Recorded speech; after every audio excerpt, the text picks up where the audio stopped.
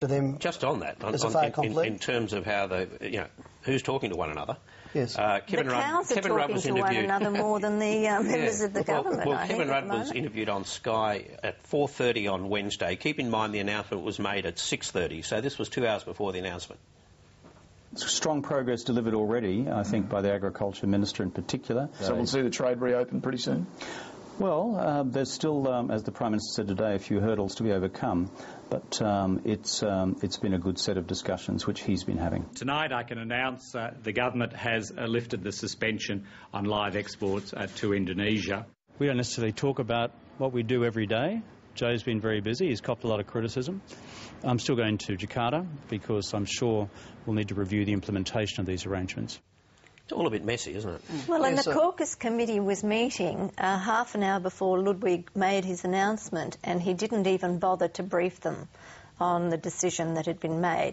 Now, just as a simple matter of courtesy, he should have informed his colleagues. OK, they might have been upset about it. They were upset about it.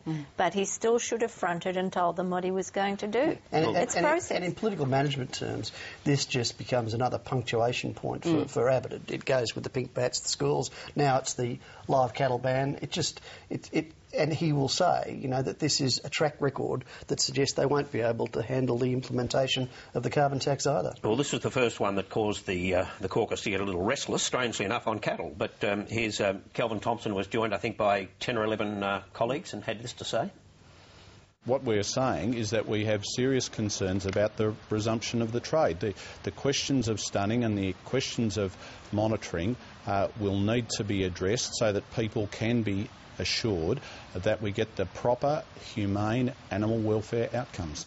Now, what's happened since then, of course, is the Indonesians have agreed to go even further than international standards, and they're saying they'll stun all Australian cattle, which is more than we do. So I guess that temporarily at least puts down that caucus revolt. Well, it does put down the caucus revolt, I suppose, and I suppose this was my point about the carbon tax. There are a lot of MPs now who are out wanting to be seen to be out there taking a stand on issues, and I think it'll sort of end up being a bit like that with carbon tax. But I think with the live cattle issue, it was also one of those things where it was the first one where a lot of MPs saw the full strength of the Get Up email campaign. A lot of their email systems crashed under the weight of it.